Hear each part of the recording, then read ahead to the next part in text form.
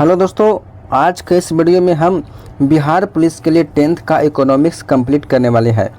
दोस्तों, मैंने पिछले वीडियो में आपको 10th का हिस्ट्री कंप्लीट कर दिया है। अगर आप उस वीडियो को नहीं देखें तो फिर इस वीडियो के डिस्क्रिप्शन में उसका लिंक दे दिए हैं, वहां से जाकर आप देख सकते हैं।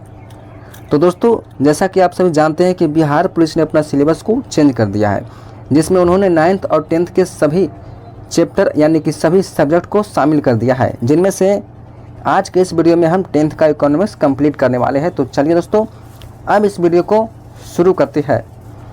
तो दोस्तों, सबसे पहला चैप्टर है अर्थव्यवस्था एवं इसके विकास का इतिहास।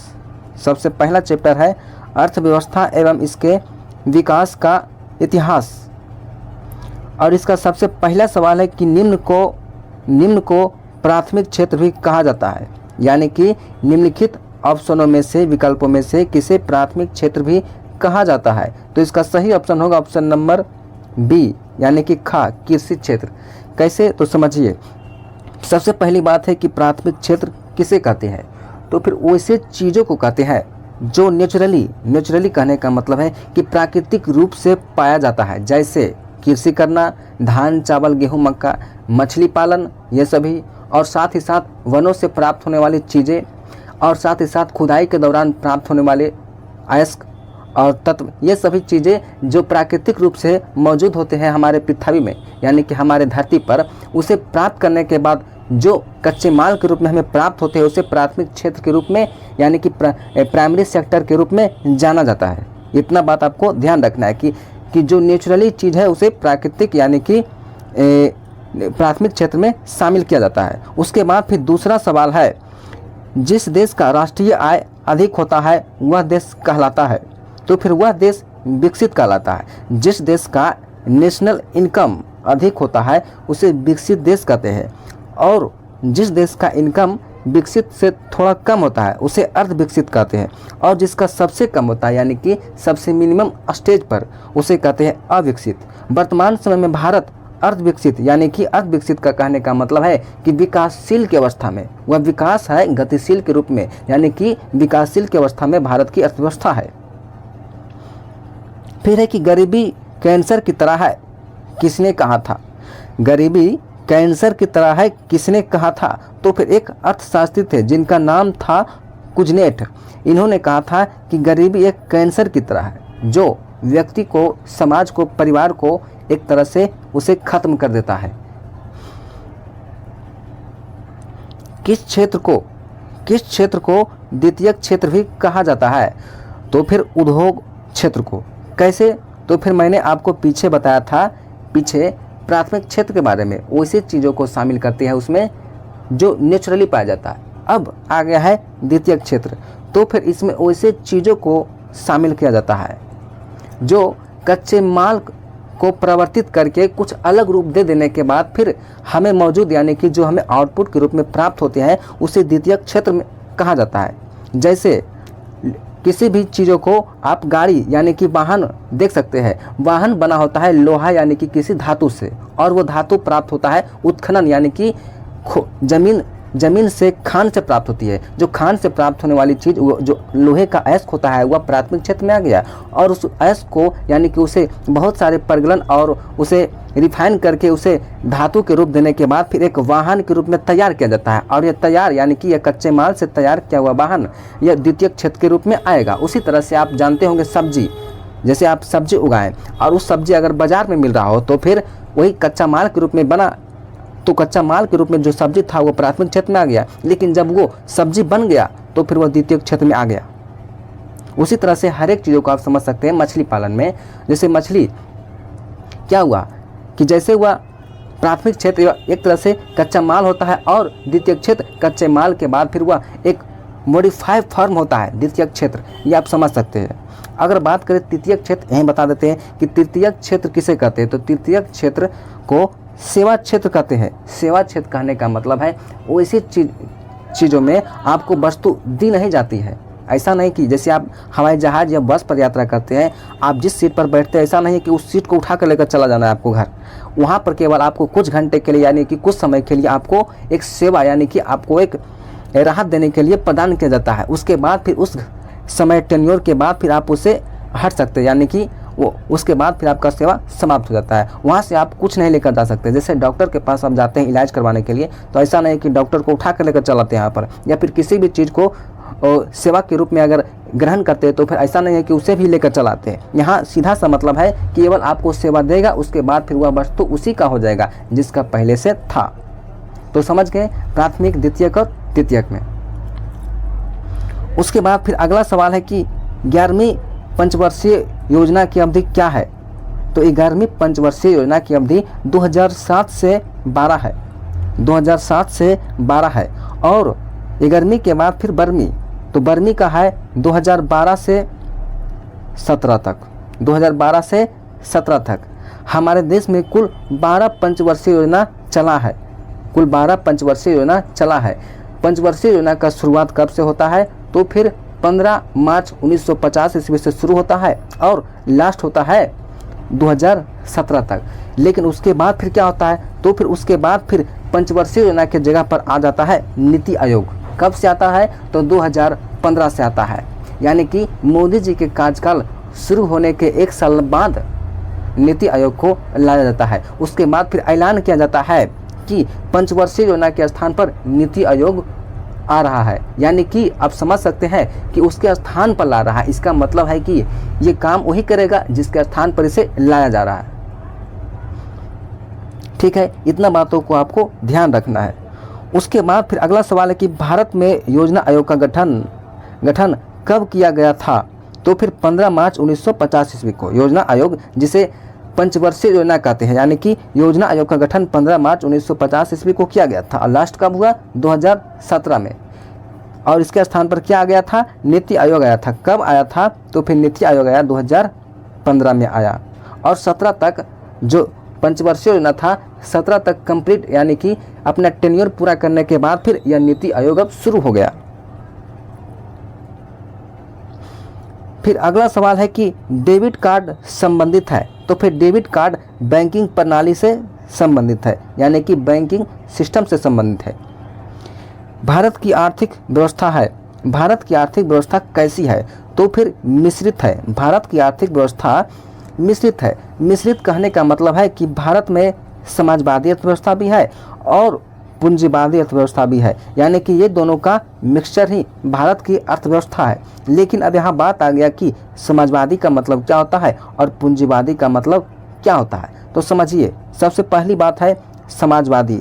तो समाजवादी का मतलब है समाज कल्याण, सीधा सा मतलब है समाज कल्याण, यानी कि समाजवादी अर्थव्यवस्था में जो बाजार की नियंत्रण, यानी कि देख सकते हैं कि जहां पर क्रय विक्रय होता है उसे बाजार कहते हैं, सीधा सा मतलब, यानी कि बाजार का नियंत्रण सरकार के हाथों में हो तो फिर वह समाजवादी अर्थव्यवस्था है। और जहां बाजार का नियंत्रण सरकार के हाथों में ना हो बल्कि बड़े बड़े उद्योगपति पूंजीपतियों के हाथों में हो, चाहे वह जितना भी महंगाई हो जाए उसे सरकार से कोई लेना देना नहीं होता है, तो फिर वह पूंजीवादी अर्थव्यवस्था में होता है। और समाजवादी में ऐसा नहीं होता है, क्योंकि समाजवादी का मतलब होता है समाज कल्याण। जब वहाँ पर बाजार का नियंत्रण नहीं कर पाएगा तो फिर जो नीचे तबके के लोग हैं वह और ज़्यादा नीचे चला जाएगा। इस वजह से समाज को ध्यान में रखते हुए बाजार को नियंत्रण किया जाता है। अधिक महंगाई आने पर उसे कुछ उस प्रक्रिया से उसे कम कर दिया जाता है। फिर है कि इनमें से कौन से देश में समाजवादी अर्थव्यवस्था है।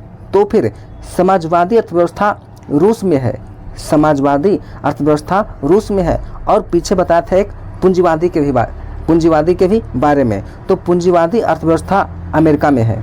आपको ये दोनों बातों को ध्यान में रखना है। और भारत में क्या है, तो भारत में है मिश्रित, यानी कि दोनों का मिक्सचर। आप सुनते होंगे कहीं पर सब्सिडी दिया जाता है, तो सब्सिडी देने का मतलब है कि समाज कल्याण। तो क्या आ गया यहाँ पर समाजवादी हो गया।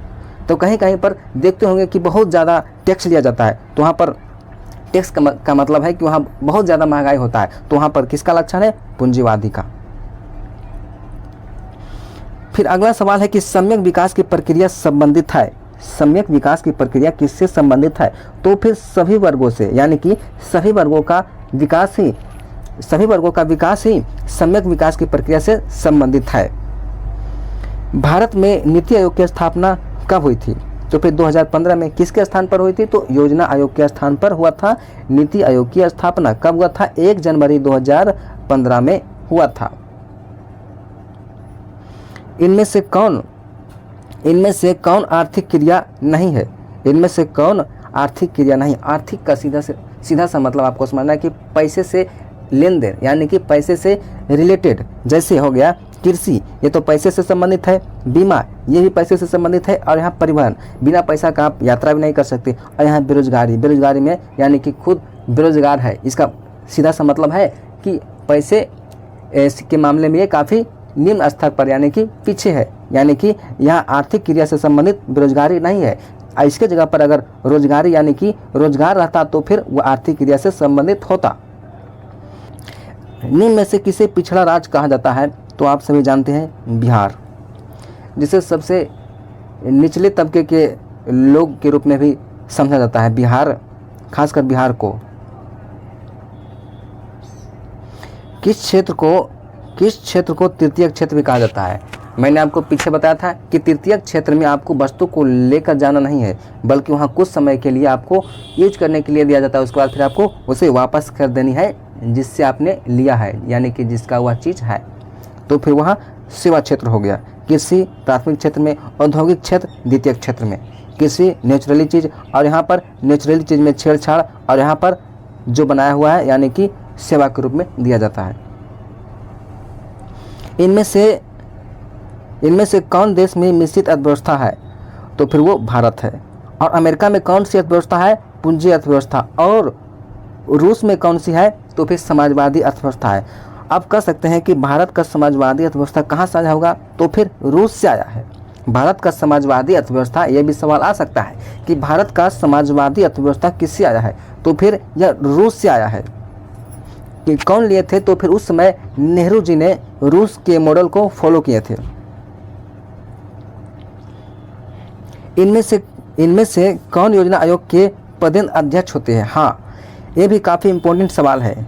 इनमें से कौन योजना आयोग के पदेन अध्यक्ष होते हैं? तो फिर वो प्रधानमंत्री, हमारे देश का पीएम है। वर्तमान समय कौन है? तो मोदी जी। यहाँ पदेन अध्यक्ष का मतलब क्या है?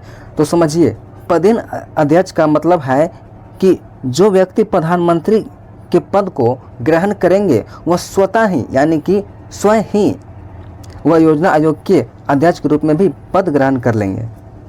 इसका सीधा सा मतलब यही है।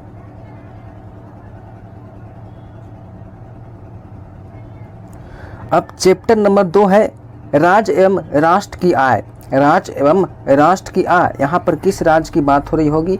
तो फिर बिहार की बात, और राष्ट्र इंडिया की बात हो रही, यानी कि बिहार और भारत की आय। इसका मतलब हुआ बिहार और भारत की आय। तो चलिए, सबसे पहला सवाल है कि बिहार के किस जिले का प्रति व्यक्ति आय सर्वाधिक है? तो बिहार के किस जिले का आय सर्वाधिक है? तो फिर वो है पटना जिला, जिसकी आय सर्वाधिक है। और बात करें कि बिहार के किस जिले का आय सर्वाधिक कम है, यानी कि सबसे गरीब जिला बिहार का कौन सा है? तो फिर वो शिवहर है। और सबसे अमीर कौन सा है? तो पटना है। और second richest district of Bihar, यानी कि बिहार का दूसरे सबसे अमीर डिस्ट्रिक्ट कौन सा है? तो फिर आपको याद रखना है बेगूसराय है। और तीसरे पर आता है मुंगेर जिला, जो सबसे अमीर आता है, यानी कि पहला पटना, दूसरा हो गया बेगूसराय और तीसरा हो गया मुंगेर। उसके बाद फिर है कि बिहार में प्रति व्यक्ति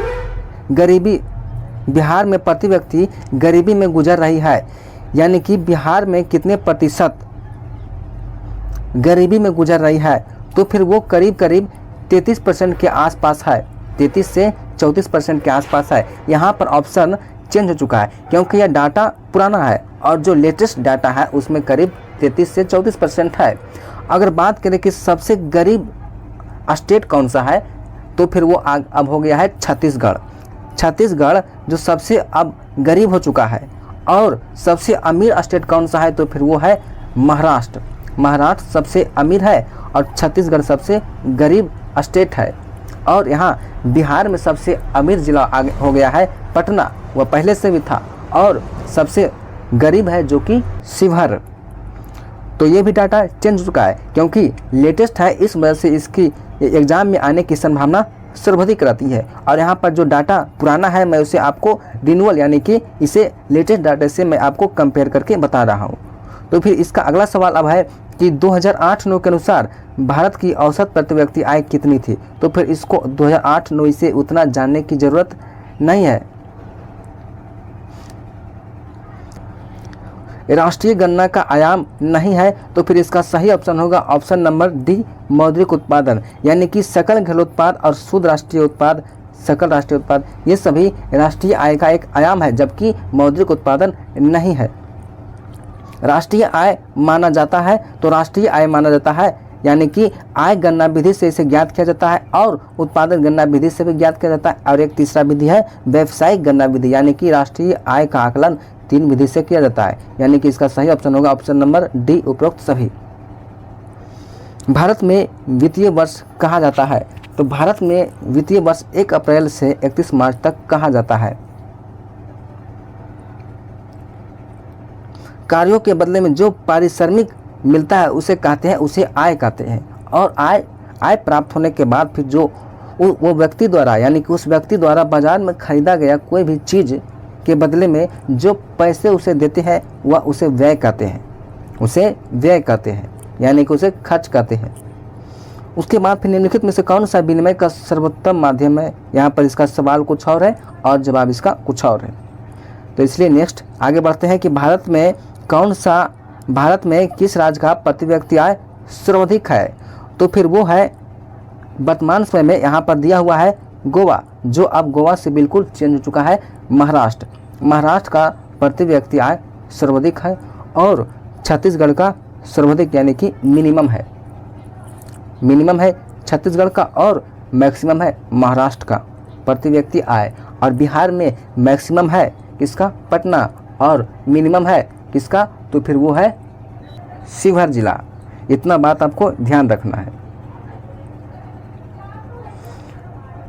उत्पादन एवं आय गणना विधि आर्थिक दृष्टिकोण से है, यानी कि उत्पादन एवं आय गणना विधि आर्थिक दृष्टिकोण से है, सहज, वैज्ञानिक और व्यवहारिक तीनों यानी कि उपयुक्त तीनों है।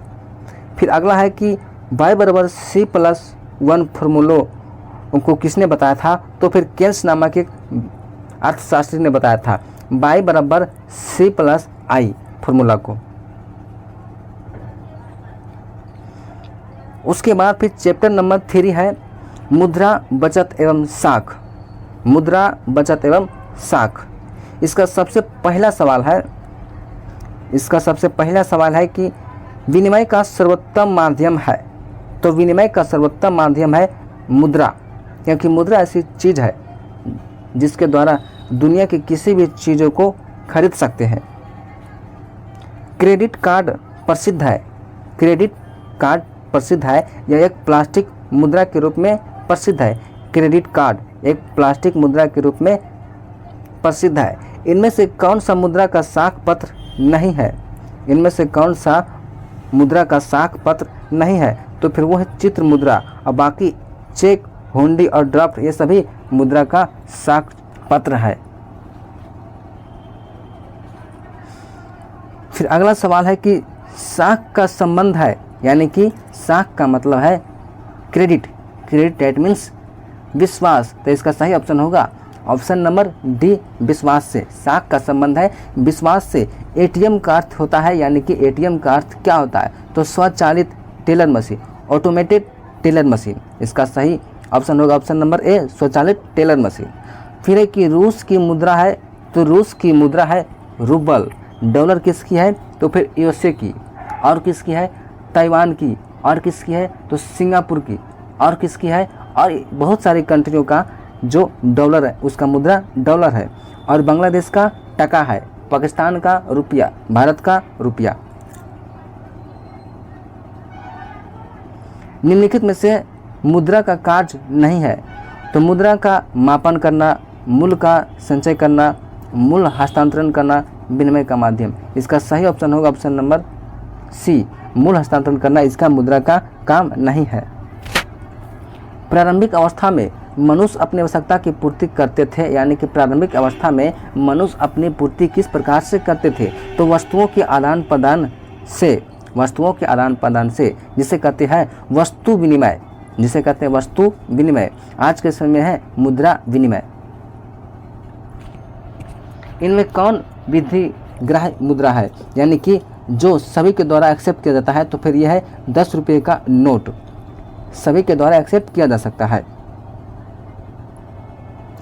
1 रुपये का नोट जारी कौन करता है, तो 1 रुपये का नोट जारी करता है केंद्रीय सरकार।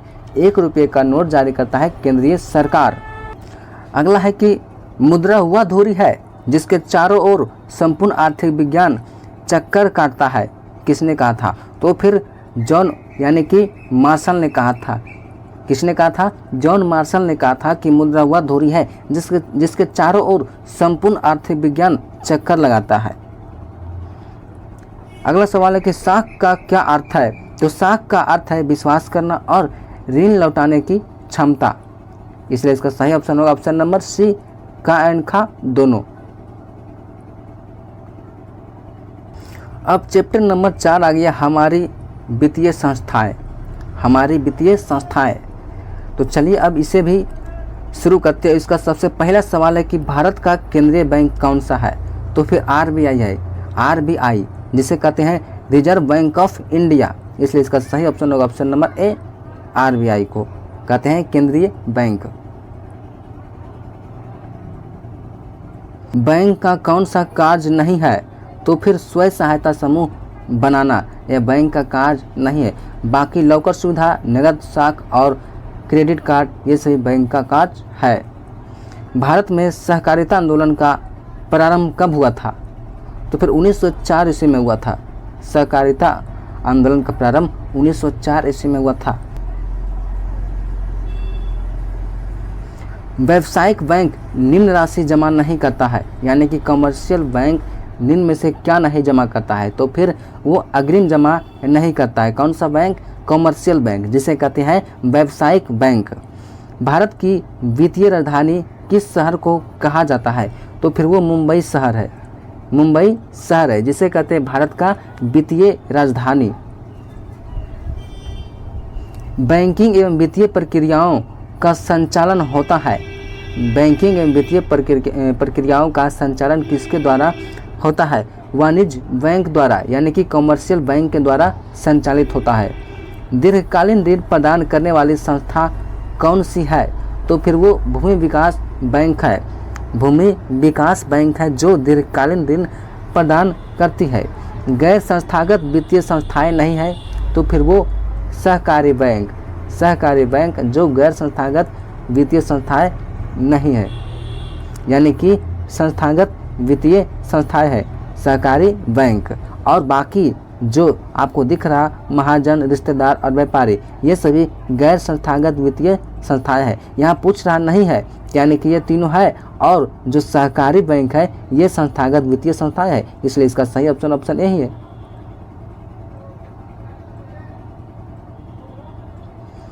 गैर संस्थागत वित्त प्रदान करने वाला सबसे लोकप्रिय साधन है, तो फिर वो महाजन है, महाजन है जो कि सबसे बड़ा लोकप्रिय साधन है। कहीं पर भी कोई चीज़ का भी जरूरत हो, कहीं पर पैसा, तो फिर महाजन से आप ले सकते हैं। राज्य में सूक्ष्म वित्त कार्य करती है गरीब तबके के लिए, राज्य में सूक्ष्म वित्त कार्य करती है गरीब तबके के लिए ताकि वो समूह बनाकर विकास कर सके। निम्न में से कौन संस्थागत विकास का साधन है, तो फिर वो कमर्शियल बैंक है, व्यावसायिक बैंक जो एक संस्थागत वित्त है किसके लिए, तो फिर वो विकास के लिए।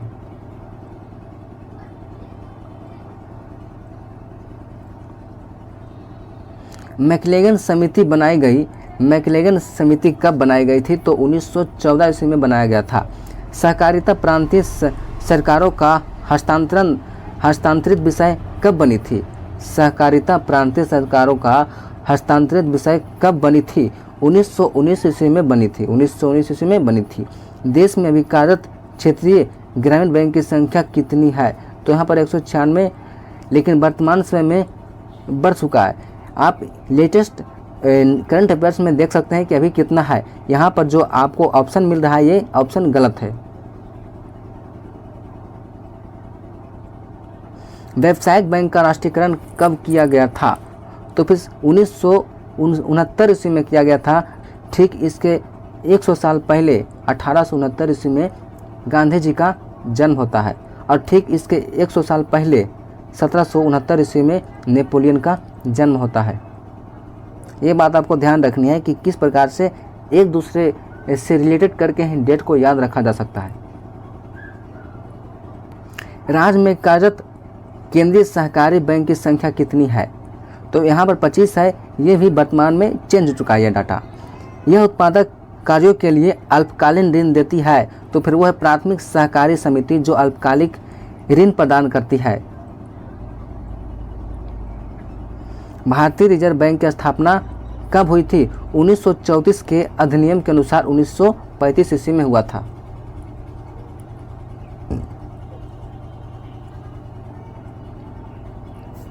संगठित बैंकिंग प्रणाली के अंतर्गत आते हैं। संगठित बैंकिंग प्रणाली के अंतर्गत आते हैं इनमें से कौन सा आता है? तो फिर वित्त बैंक आता है। वित्त बैंक जो संगठित बैंकिंग प्रणाली के अंतर्गत आते हैं। भारत में कितने राष्ट्रीयकृत बैंक है? लेकिन यहाँ पर आपको 19 दिख रहा है, लेकिन वर्तमान में 12 है। वर्तमान में कुल राष्ट्रीयकृत बैंक की संख्या 12 है। ये भी लेटेस्ट डाटा है। भारतीय पूंजी बाजार का अंग नहीं है, तो फिर वो है प्रतिभूति बाजार, औद्योगिक बाजार, भारतीय मुद्रा बाजार। ये सभी है। यहाँ पूछ रहा कौन नहीं है? तो फिर वो है विकास वित्त संस्थान। इसलिए इसका सही ऑप्शन होगा ऑप्शन नंबर सी।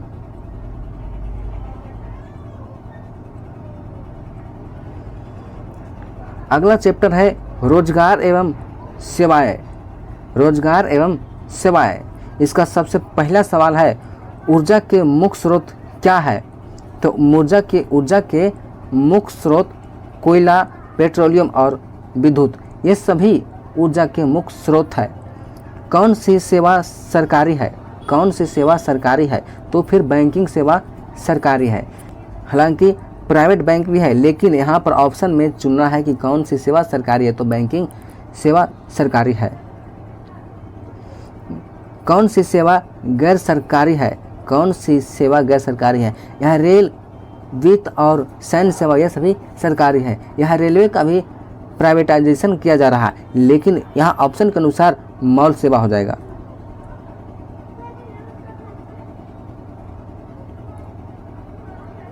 आर्थिक आधारभूत संरचना नहीं है, तो फिर वो है शिक्षा, क्योंकि आधारभूत संरचना का मतलब है कि वैसे चीज़ सड़क, परिवहन, ऊर्जा, बिजली, ये सभी चीज़ें आधारभूत संरचना के अंतर्गत आते हैं, जबकि शिक्षा ये आधारभूत संरचना के अंतर्गत नहीं आते हैं। बिहार एक राज्य है। बिहार एक कृषि प्रधान राज्य है, जहाँ पर अधिकांश जनसंख्या कृषि पर आधारित है। भारत में सेवा क्षेत्र की समानता कितने भागों में बांटा गया है? तो फिर 2 भागों में बांटा गया है। मानव पूंजी निर्माण के प्रमुख घटक नहीं है। मानव पूंजी निर्माण के प्रमुख घटक नहीं है, क्योंकि भोजन, वस्त्र और शिक्षा ये सभी मानव पूंजी निर्माण के घटक है। इसलिए इसका सही ऑप्शन होगा ऑप्शन नंबर डी, इनमें से कोई नहीं। आर्थिक विकास का दूसरा क्षेत्र है। आर्थिक विकास का दूसरा क्षेत्र कौन सा है? तो फिर वो है औद्योगिक क्षेत्र। आर्थिक विकास का दूसरा क्षेत्र औद्योगिक क्षेत्र, और आर्थिक विकास का पहला क्षेत्र कृषि क्षेत्र, और आर्थिक विकास का तृतीय क्षेत्र जो है सेवा क्षेत्र। मैंने आपको पीछे बताया है कि इस तीनों का मतलब क्या है और कैसे समझना है। आर्थिक विकास का तीसरा क्षेत्र क्या है? तो फिर वो है सेवा क्षेत्र। कौन बीमारू राज्य नहीं है? कौन सा बीमारू राज्य नहीं है? यहाँ पर BI का मतलब हो गया बिहार, और M का मतलब हो गया मध्य प्रदेश, और उसके बाद फिर U का मतलब हो गया उड़ीसा। तो यहाँ पर इसका सही ऑप्शन होगा ऑप्शन नंबर C, कर्नाटक, जो यहाँ पर बीमारू राज्य में शामिल नहीं है। जनसंख्या का लगभग कृषि क्षेत्र पर हिस्सा है। कृषि क्षेत्र पर हिस्सा है करीब 80 से 90%, यानी कि 87% के आसपास जनसंख्या, 87% जनसंख्या कृषि पर आश्रित है। किस क्षेत्र को द्वितीयक क्षेत्र भी कहा जाता है? तो फिर वो है औद्योगिक क्षेत्र। प्राथमिक क्षेत्र किसे कहते हैं? कृषि क्षेत्र को। द्वितीयक क्षेत्र किसे कहते हैं? तो सेवा क्षेत्र को। ग्रामीण रोजगार योजना पंचायत प्रखंड में अधिक कारगर नहीं हो पाया है। क्यों? क्योंकि बिचौलियों के कारण क्योंकि सरकार के द्वारा जो भी योजनाएं भेजी जाती है उनमें से अधिकांश भाग बिचौलियों के द्वारा घपला कर दिया जाता है, यानी कि भ्रष्टाचार के शिकार हो जाते हैं।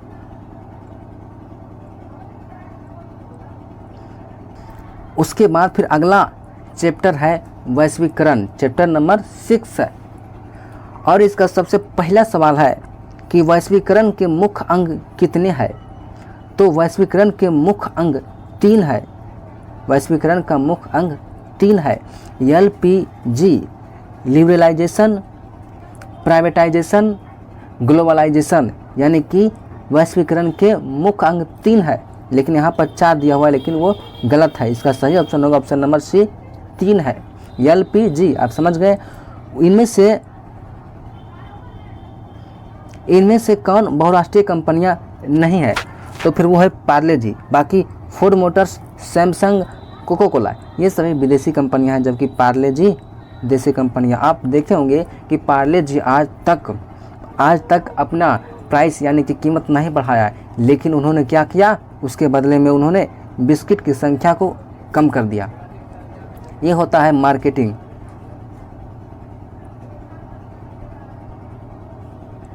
ग्राहक देखभाल सेवा के लिए प्रयोग किया जाता है। तो फिर कॉल सेंटर, जैसे Jio call centre, Airtel call centre, ये सभी ग्राहक की देखभाल के लिए किया जाता है कि आपके साथ क्या समस्या हुआ है।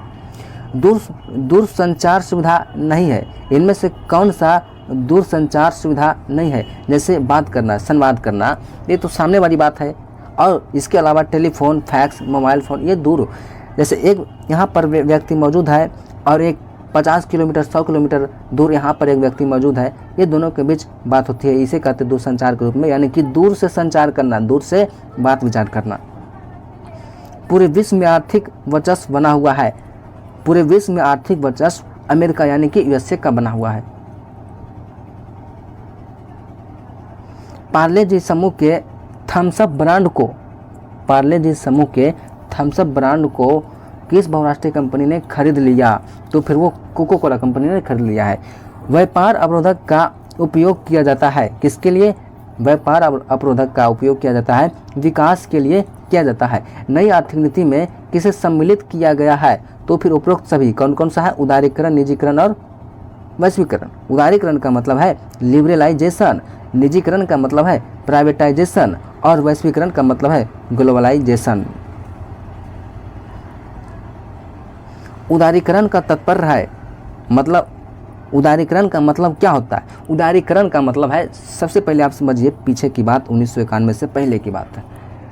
उस समय कोई भी चाहे व्यक्ति कि मैं एक कंपनी खोलूं या फिर किसी भी एक छोटा सा बिजनेस करूं, तो फिर उस समय बहुत सारे चीज़ों का मांग होता था। लाइसेंस के लिए आपको ये करना पड़ेगा, वो करना पड़ेगा, ऐसे करना पड़ेगा, वो नहीं ये ऐसे, मतलब बहुत सारी चीज़ों को लेनी देनी करना पड़ता था। लेकिन 1991 के बाद फिर छोड़ दिया गया कि आप इस कुछ विशेष क्षेत्रों को छोड़कर किसी भी चीज़ में आपको अगर जॉब यानी कि कंपनी खोलने की चाहत है, इच्छा है, तो फिर आप खोल सकते हैं।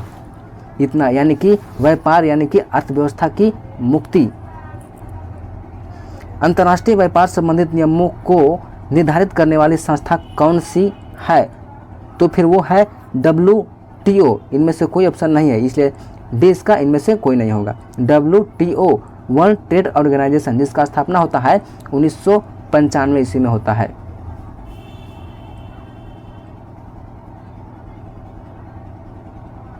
जनसंख्या के वितरण के आधार पर वंचित परिवार की प्रतिशत है, तो फिर है वो 51% के आसपास, जो यानी कि गरीब तबके के लोग हैं भारत में। लेकिन वर्तमान में इसका डाटा चेंज हो चुका है, ये भी आपको ध्यान रखना है, शायद 50 से कम ही होगा। वैश्वीकरण का अर्थ है, तो वैश्वीकरण का अर्थ है व्यापार, पूंजी, तकनीक, हस्तांतरण, सूचना प्रवाह द्वारा देश की अर्थव्यवस्था का विश्व की अर्थव्यवस्था के साथ समन्वय। समन्वय का मतलब होता है एक दूसरे से जोड़ना, यानी कि एक दूसरे को संलग्न करना। इसका मतलब है क्या चीज़ कि हमारे देश के व्यापार, वाणिज्य, तकनीक, सूचना से संबंधित सभी चीज़ें एक देश से दूसरे देश में संचारित करना, एक दूसरे देश से दूसरे देश में समन्वित करना, ये सभी चीज़ें को कहते हैं वैश्वीकरण।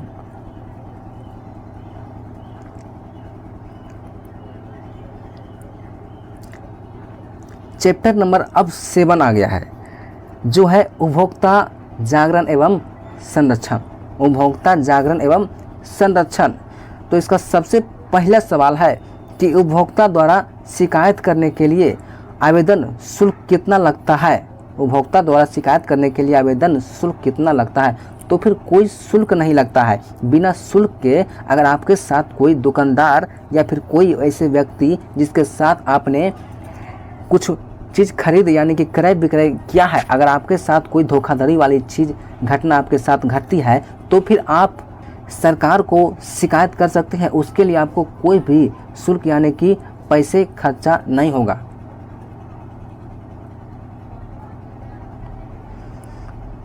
राष्ट्रीय उपभोक्ता हेल्पलाइन नंबर क्या है। राष्ट्रीय उपभोक्ता हेल्पलाइन नंबर क्या है। तो फिर है 1811 4000। 1811 और 4000 ये है हेल्पलाइन नंबर। यहाँ पर आप निःशुल्क ही आप अपने शिकायत को दर्ज कर सकते हैं किसी के खिलाफ कि हमारे साथ इन्होंने ऐसा किया है, मैंने इससे ये प्रोडक्ट लिया था लेकिन उन्होंने ये प्रोडक्ट ख़राब दे दिया और इस प्रोडक्ट का रेट इतना है लेकिन यह हमसे ज़्यादा ले रहा। इस तरह का शिकायत आप कभी भी कर सकते हैं और निःशुल्क कर सकते हैं। ये किस नंबर पर। तो फिर आप इस नंबर पर से कर सकते हैं। सोने के आभूषण की शुद्धता की पहचान किस चिन्ह से की जाती है। तो फिर हॉलमार्क चिन्ह से सोने की शुद्धता की जांच की जाती है। सूचना का अधिकार किस प्रकार का अधिकार है। तो फिर यह एक वैधानिक अधिकार है। सूचना का अधिकार कब पारित हुआ। तो 2005 में पारित हुआ था। आप कमेंट करके बताएं कि सूचना का अधिकार सबसे पहले कहाँ लागू किया गया था, किस स्टेट में। मैं आपको ऑप्शन देता हूँ, राजस्थान, आंध्र प्रदेश, महाराष्ट्र और नन ऑफ दीज। आप कमेंट सेक्शन में ज़रूर बताएं कि कौन सा इसका सही ऑप्शन होगा कि सूचना का अधिकार सबसे पहले किस स्टेट में लागू किया गया था। ये तो मैंने बता दिया कि 2005 में लागू किया गया। उपभोक्ता जागरूकता का नारा नहीं है। तो फिर वो है आज नगद कल उधार। अब बाकी तीनों, ग्राहक सावधान, जागो ग्राहक जागो, अपने अधिकारों को पहचानो। आपको कहीं प्रोडक्ट में आपको लिखा हुआ दिखता होगा लेकिन ये आज नगद कल उधार प्रोडक्ट में नहीं दिखता होगा, बल्कि ये दुकानदार अपने साटता होगा, साट कर रखा होगा कि आज नगद कल उधार। भारत उपभोक्ता संरक्षण अधिनियम की घोषणा कब हुई थी। तो फिर 1986 ईस्वी में हुआ था। 1986 ईस्वी में हुआ था। सूचना प्राप्त करने का माध्यम क्या होता है। तो फिर कंपनी से ही सूचना प्राप्त किया जा सकता है। स्वर्ण आभूषणों की शुद्धता की सुनिश्चित करने के लिए किस मान्यता प्राप्त चिन्हों का होना जरूरी है। तो फिर वो है हॉलमार्क। इसी के द्वारा ही समझ सकते हैं कि यह सोना शुद्ध है या अशुद्ध। गुणवत्ता का निदान नहीं है। गुणवत्ता का निदान नहीं है। तो फिर मॉलमार्क गुणवत्ता का निदान नहीं है। हॉलमार्क का सब चिन्ह किस धातु का गुणवत्ता का प्रमाणित करने के लिए उपयोग किया जाता है। तो फिर वह सोने के आभूषण के लिए। उपभोक्ता राष्ट्रीय फोरम में अपील कर सकते हैं कितने दिन के अंदर। तो फिर 30 दिन के अंदर। अगर आपके साथ कुछ गलत हुआ, घटना हुआ है तो फिर आप 30 दिन के अंदर, आज से 30 दिन के अंदर ही आप जिला न्यायालय में या फिर कहीं भी उपभोक्ता संरक्षण के तहत आप वहां पर दायर कर सकते हैं, अपने केस को दायर कर सकते हैं वहां पर, वो भी निःशुल्क। किस नंबर पर। तो फिर मैंने आपको पीछे बताया था।